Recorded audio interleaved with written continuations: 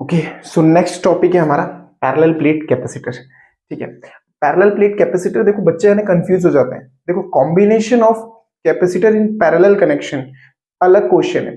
Parallel plate capacitor बहुत ही ज्यादा favourite question है कोई भी बोर्ड का, सीबीएसई हो, जीएसईबी हो, महाराष्ट्र बोर्ड हो, कोई भी बोर्ड हो।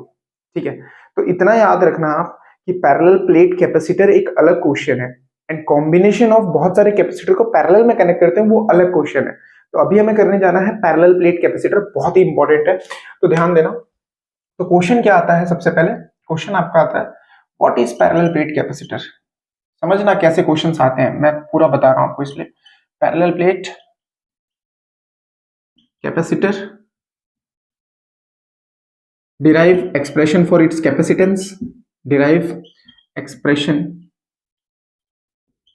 फॉर इट्स कैपेसिटेंस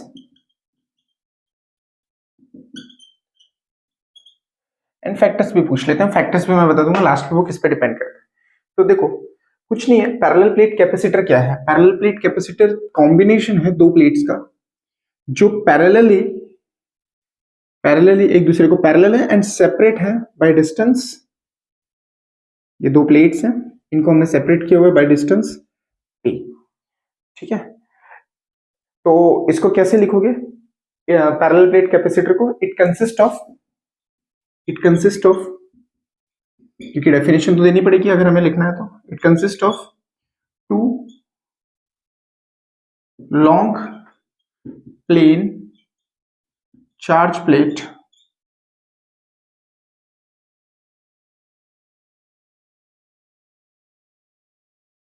ठीक है, plate arranged parallelly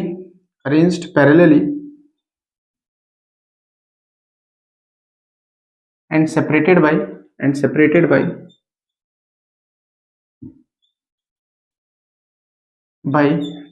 small distance ठीक है। या फिर आप अगर यहाँ पे अगर आपको देखो ऐसे भी लिख सकते हो, it consist of two parallel long plane charge capacitor plate separated by small distance. तो अगर यहाँ अरेंज पैरेलली नहीं लिखना है आपको, तो आप यहाँ पे भी वो वर्ड यूज कर सकते हो, वरना ये चलेगा it consist of two long plane charge plate arranged parallelly and separated by a small distance. ठीक है, तो यहाँ पे हम दो ले रहे हैं, ये पॉजिटिवली चार्ज प्लेट है, ठीक है, एंड ये हमारा नेगेटिवली चार्ज प्लेट है। ठीक है, एक मिनट मैं इंक डाल लेता हूँ।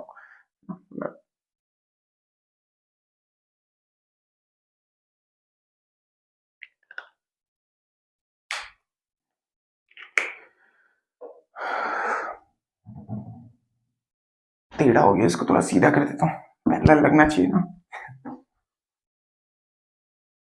सो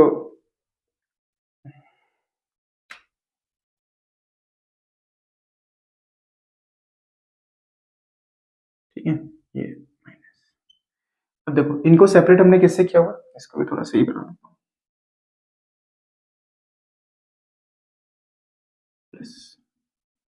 देखो इनको सेपरेट किससे किया हुआ है हमने, बाय डिस्टेंस डी। अब देखो यहाँ पे हम कुछ चीजें लिख लेते हैं, ठीक, और इसका जो सरफेस चार्ज डेंसिटी होगा प्लस सिग्मा, इसका माइनस सिग्मा, इस पे जो चार्ज है वो टोटल माइनस क्यू है, इस पे कितना है प्लस क्यू है। ठीक है, इस तरीके का एरिया ए है दोनों प्लेट का। तो हम लिख देते हैं यहाँ पे, देखो ए क्या है, area of each plate,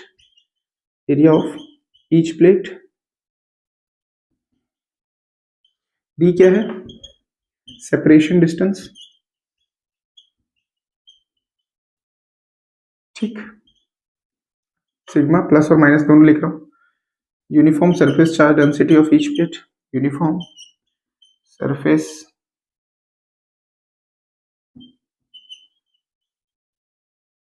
charge density of each plate, है ना, और प्लस और माइनस क्यू कितना हो जाएगा, क्यू क्या होता है हमारा सिग्मा इंटू ए, हमने पढ़ा है ना सरफेस चार्ज डेंसिटी, सिग्मा क्या होता है क्यू बाई ए, तो क्यू क्या हो जाएगा सिग्मा इंटू ए, है ना। तो ये क्या हो जाएगा total charge on each plate, ठीक है। सो अब शुरू करते हैं, आसान है। देखो यहाँ पे आपको एक चीज समझनी होगी बड़े बढ़िया तरीके से, तभी चीजें ज्यादा क्लियर होंगी। इसको मैं रफ कर रहा हूँ खाली ना डेफिनेशन को, मुझे ऊपर का स्पेस चाहिए आपको समझाने के लिए, या तो एक चीज करूँ इसको, नहीं ये रफ कर देता हूँ, आपने लिख ही लिया होगा ना, स्क्रीनशॉट ले लो या लिख लो। ठीक है, डेफिनेशन ही तो है कि दो प्लेट पैरेलली अरेंज्ड है और separated by small distance D, इन्हीं को हम बोलते हैं पैरेलल प्लेट कैपेसिटर। ठीक है, तो इसको मैं रफ कर रहा हूँ। देखो अब यहाँ पे एक चीज समझना कि कैसे इलेक्ट्रिक फील्ड होगी। अच्छा, ये जो चार्ज पॉजिटिव होता है उसकी इलेक्ट्रिक फील्ड बाहर की तरफ होती है, ऐसे है ना, ऐसे, और इस तरफ ऐसे होगी होगी। ठीक है, समझना जरा। अच्छा, जो इलेक्ट्रिक फील्ड नेगेटिव चार्ज की होती है वो अंदर की तरफ होती है, ऐसे रेडियली इनवर्ट, है ना, हमने पढ़ा था चार्ज के लिए, वैसे ही नेगेटिव चार्ज के लिए अंदर की तरफ होती है। अब जरा ऑब्जर्व करना है एक चीज, देखो ये अंदर की तरफ होती है तो यहां से भी तो अंदर की तरफ आ रही होगी ना, इसके अंदर जो फील्ड होगी ये ऐसे आ रही होगी पूरी, ऐसे ऊपर से नीचे तक, ऐसे इसके लिए, है ना, जैसे इसकी बाहर जा रही है वैसे ये वाली फील्ड यहां तक भी आ रही होगी, ऐसे। समझो जरा, देखो मस्त मजेदार तरीके से समझा रहा हूँ, सिंपल। इसकी फील्ड बाहर भी आ रही होगी, इधर भी जा रही होगी, इसकी फील्ड अंदर की तरफ ही आ रही है। अब ये बाहर जा रही है तो बाहर ऑब्वियसली इसके भी बाहर जा रही होगी, ऐसे इसको भी डिस्टर्ब करेगी, इसकी फील्ड को भी। और इसकी वाली जो फील्ड है जो अंदर की तरफ आ रही है वो इसकी फील्ड को भी डिस्टर्ब करेगी। ठीक है, तो आप देखो ये दोनों एक दूसरे को कैंसिल करते जा रहे हैं। ठीक है, यानी नेट आउटर रीजन जो होता है ना प्लेट का, वहां पे इलेक्ट्रिक फील्ड जीरो हो जाती है, क्योंकि ये दोनों एक दूसरे को कैंसिल कर रहे हैं। जो ये वाला रीजन है यहाँ पे भी इलेक्ट्रिक फील्ड जीरो हो जाती है। बट यहाँ देखो दोनों सेम डायरेक्शन में, ये नीचे आ रहा है ये भी नीचे आ रहा है, यानी यहाँ पे नेट जो फील्ड होगी वो ऐड हो जाएगी दोनों की वजह से। ठीक है, समझ रहे हो, यानी आउटर रीजन में जो नेट फील्ड है वो एक दूसरे का जीरो हो गई, क्योंकि एक दूसरे की फील्ड को ये कट कर रहे हैं। ये मैंने सिर्फ तुम्हें समझाने के लिए ड्रॉ किया है, प्रॉपरली एरोस बनाए हैं, बाकी इतने सारे एरो बनाने की जरूरत नहीं है। क्लियर हुआ सबको? ठीक है, सो अब बस इसी चीज को हमें यहाँ पे लिखना है। देखो, सो अब ध्यान देना, सबसे पहले फर्स्ट देखो तीन रीजन है हमारे पास, ये फर्स्ट रीजन, ये थर्ड रीजन, और ये सेकेंड हमारा। ठीक है, तो इसको आउटर रीजन भी बोल सकते हैं। ठीक है, यानी in outer reason,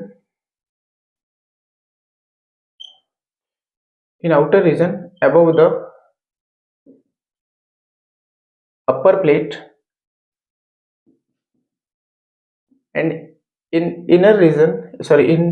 outer region above the upper plate and below the lower plate, ये भी आउटर है ये भी आउटर रीजन है, above the upper plate, below the lower plate,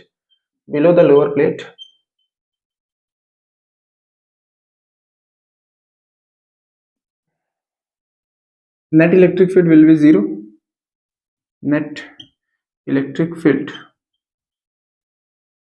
will be zero as electric field of both the plates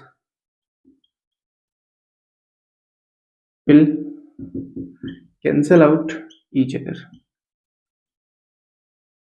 ये बहुत आसानी से समझ आ गई बात, ये डायग्राम से वही चीज लिखी। अब देखो, तो हमें पता है कि एक प्लेट की वजह से, हमने फर्स्ट चैप्टर में डिराइव किया था गॉस थ्योरम से। ठीक है, फर्स्ट चैप्टर में डिराइव किया था, वो वीडियो है अवेलेबल गॉस वाली पूरी, उसको पढ़ो। उसमें हमने क्या लिखा था फर्स्ट में कि जो आपकी इलेक्ट्रिक फील्ड है एक प्लेट की वजह से, एक चार्ज शीट की वजह से, प्लेट यानी क्या हुआ, एक शीट ही तो हुआ, उसकी वजह से सिग्मा बाई 2 एप्सिलॉन नॉट होती है, हमने डिराइव किया था, जाके देखो उसको। ठीक है, तो यहाँ पे अगर मैं देखूं ये E1 है, और तो नेट इलेक्ट्रिक फील्ड कितनी हो जाएगी, देखो इसकी वजह से ये दोनों एक दूसरे को कैंसिल कर रहे हैं, तो एक की सिग्मा बाई 2 एप्सिलॉन नॉट, दूसरे की सिग्मा बाई 2 एप्सिलॉन नॉट है, बट एक की पॉजिटिव में आएगी और एक की नेगेटिव में आएगी, तो दोनों इन द एंड क्या करेंगे, एक दूसरे को कैंसिल, माइनस हो जाएगा अपोजिट डायरेक्शन में, zero, so E equal to zero आ गया।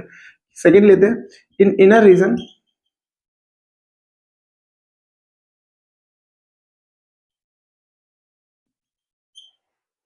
Electric field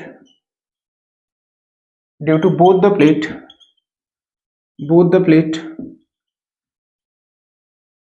are in same direction,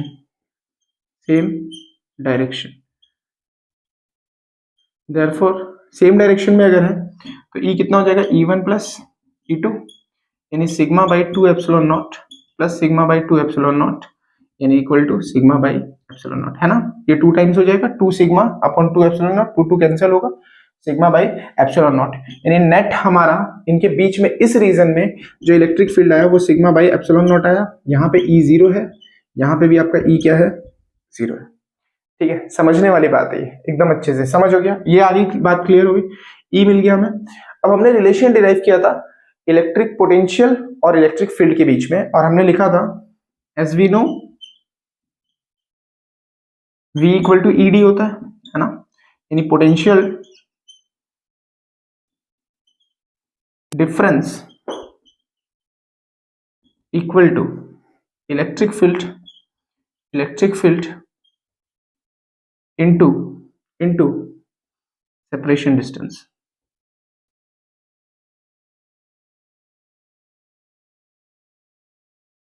ठीक है, कितना आएगा इलेक्ट्रिक फील्ड हमारा, अब इसको मैं यहां लिख लेता हूं, ये रीजन यहां आ जाएगा ना, यहाँ पे चले जाओगे बस।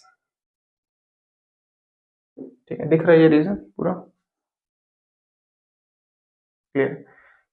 इसको खाली नहीं लिखेंगे ना तो बहुत सारी स्पेस मिल जाएगी, ये यहां से ले लेते हैं। ठीक है, ये वाले रीजन। तो देखो हमने अभी क्या देखा कि V इक्वल टू ED है, तो V E की वैल्यू आपकी कितनी आई है, सिग्मा बाई एप्सिलॉन नॉट, है ना, और D ये हो गया हमारा।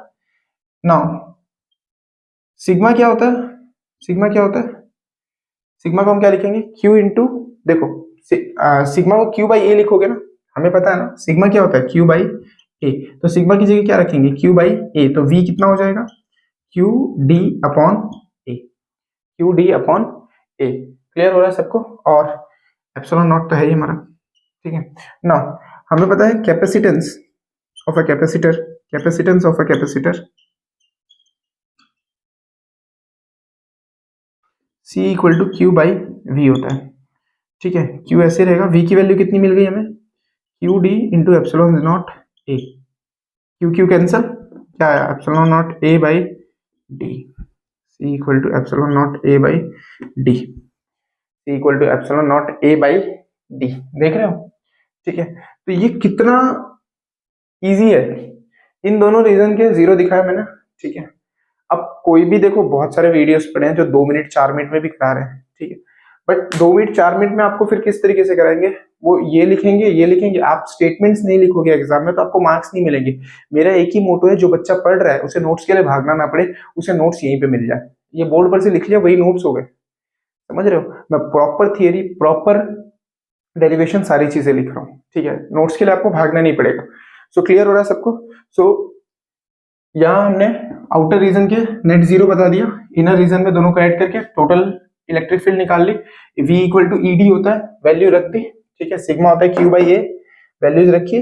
ठीक है, इसको यहाँ रख दिया और उसके बाद V मिल गया, और C equal to Q by V होता है, वहां वैल्यू रखी, हो गया। अब एक और क्वेश्चन इसी में आता है कि on which factor it depends, इसका कैपेसिटेंस किस फैक्टर पे डिपेंड करेगा। तो देखो यहाँ पे दिख रहा है ना, C प्रोपोर्शनल टू A, यानी capacitance of a capacitor will depend on the area of each plate. अगर प्लेट का एरिया ज्यादा है, ठीक है, तो उस वक्त कैपेसिटेंस भी ज्यादा होगा। दूसरा, इनवर्सली प्रोपोर्शनल टू D, यानी अगर सेपरेशन डिस्टेंस कम है, देखो ये कम होगा तो C ज्यादा होगा, ये ज्यादा होगा तो C कम होगा, यानी ये डिस्टेंस जितना ज्यादा होगा उतना इसकी वैल्यू जितनी ज्यादा होगी C की वैल्यू उतनी कम होती जाएगी। और तीसरा है मीडियम पे डिपेंड करता है, और इसीलिए इसका एक बहुत इंपॉर्टेंट टॉपिक जो रह जाता है कैपेसिटर का, वो है डाइलेक्ट्रिक। उसको हम लास्ट में करेंगे, अभी इसके बाद हम सीरीज और पैरेलल प्लेट कैपेसिटर करेंगे, कॉम्बिनेशन उनका। ठीक है, बट ये होप करता हूं आपको सबको समझ आया। तो डाइलेक्ट्रिक भी बहुत डिटेल में करेंगे, तब आपको समझ आएगा। अभी हमने इसके बीच में मीडियम रखा है। यहाँ पे देखो ये किस पे डिपेंड कर रहा है, C प्रोपोर्शनल है और किसको, परमिटिविटी ऑफ फ्री स्पेस, यानी अगर मैं कोई और मीडियम रखूं, अगर इन दोनों प्लेट को वाटर में रखूं तो किस तरीके से बिहेव करेगा, इनके बीच में कोई इंसुलेटर लेके आऊं और तो किस तरीके से बिहेव करेगा। तो ये सारी चीजें हम डाइलेक्ट्रिक में पढ़ेंगे। ठीक है, तो अभी के लिए उम्मीद करता हूँ ये आपको अच्छे से क्लियर हुआ, और यही आपके नोट्स है। ठीक है, एग्जाम में बस यही लिख के आ जाना बोर्ड में, 1 नंबर कोई टीचर नहीं काट पाएगा। ठीक है, इतनी श्योरिटी देता हूँ। ठीक है, तो सब कुछ प्रॉपरली है, तो आप इसको लिखिए अच्छे से। ठीक है, फिर हम लोग combination of parallel and series plate capacitor जाता है। मेरा एक और मोटो है कि बच्चों को आंसर लिखने में बहुत दिक्कत होती है, ठीक है, तो मतलब लिखें कितना लिखना है किसी आंसर में, कितनी थियरी होनी चाहिए, कितना डेरिवेशन, जितना मैं लिख रहा हूँ उतना ही आंसर है, बस वही समझ लो, ठीक। तो आप लोग इसको कॉपी करो।